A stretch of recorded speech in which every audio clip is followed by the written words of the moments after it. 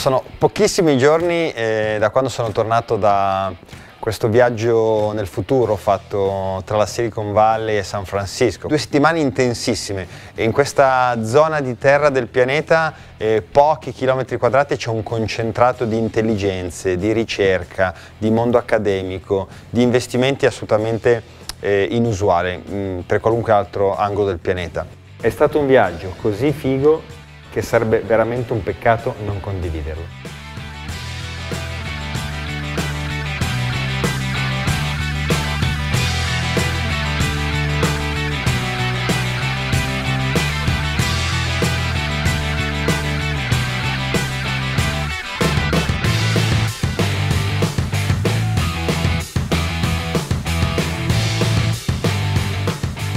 Un viaggio nel quale ho visto macchine che si guidano da sole, robot intelligenti, la biologia portata agli estremi, la tecnologia portata agli estremi, l'intelligenza artificiale che soddisfa qualunque bisogno della nostra vita.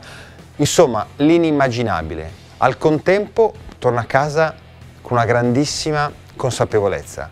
L'uomo è ancora al centro di tutto questo insieme. L'umanesimo digitale è uno spazio fisico e virtuale nel quale l'uomo ritorna definitivamente al centro. Quindi, secondo i principi dell'economia 0.0, l'uomo il fulcro di tutto. La tecnologia uno strumento per la relazione dell'individuo con altri simili, con l'insieme, col pianeta. La capacità di incidere attivamente. La collettività sta diventando nei fatti concreti veramente colei che potrà governare l'insieme. È una sorta di democratizzazione di tantissimi processi ed è bellissimo che ogni uomo presto sia messo nella condizione di poter incidere, che per me è un atto di responsabilità, cioè l'abilità di dare risposte, che possono essere risoluzioni a problemi o invenzioni. Questo è il momento migliore della nostra storia per essere vivi.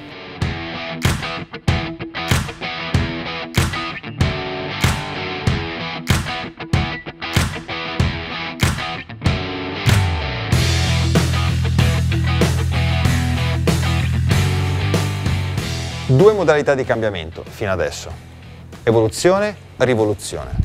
Evoluzione democratica, molto lenta. Rivoluzione, necessità di un cambiamento promosso dal basso e quindi di rottura. In questo momento c'è una possibilità nuova, perché si può avere la forza inerziale della rivoluzione, ma la democraticità dell'evoluzione. Non è mai successo prima. La tecnologia, il contesto digitale sono degli abilitatori. La digitalizzazione è semplicemente una riformulazione dell'ambiente. Detto tutto questo,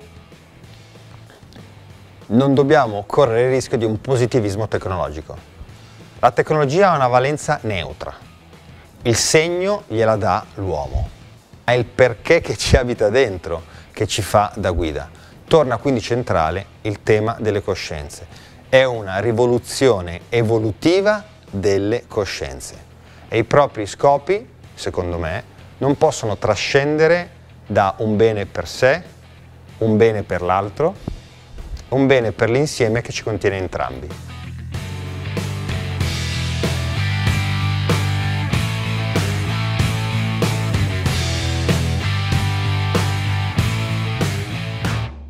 Anche il concetto di competizione si può evolvere in un concetto nuovo, che non è quello della collaborazione, perché non ci sarebbe libero mercato se tutti collaborassero, ma se coloro che competono decidessero di collaborare, collaboration più competition fa co-opetition.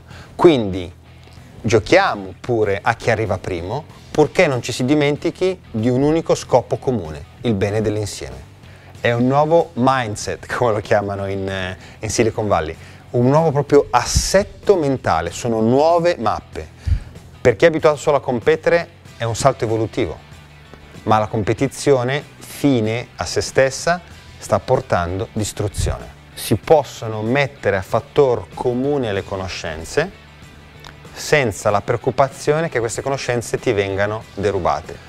Nel mondo scientifico, dove questa abitudine competitiva è molto radicata, sta accadendo che grazie alle piattaforme digitali i ricercatori in tempo reale, giornalmente, da tutto il mondo, mettono sulla piattaforma gli stati d'avanzamento delle loro ricerche, perché hanno chiaro che l'individuazione di quella soluzione produrrà un bene per l'insieme, che è più importante del bene del singolo ricercatore. Questo può essere fatto in tutte le aziende. Pensate che la Tesla, in assoluto considerata oggi il produttore di automobili più evoluto del pianeta, ha fatto una cosa semplicissima. Ha pubblicato sul web tutti i suoi brevetti, rendendoli accessibili a tutto il sistema dell'automotive. E questo ha prodotto un vantaggio interessante per Tesla, che non sono stupidi, perché hanno accelerato il processo produttivo delle macchine alimentate a batteria, di tutto il sistema automotive, che altrimenti sarebbe andato lentissimo. E loro sono i primi rivenditori al mondo di batterie a tutte le altre case. Per cui competizione, collaborazione, brevetti, vantaggio per sé comunque. Quindi la scala evolutiva cresce per tutti e poi che vinca il migliore.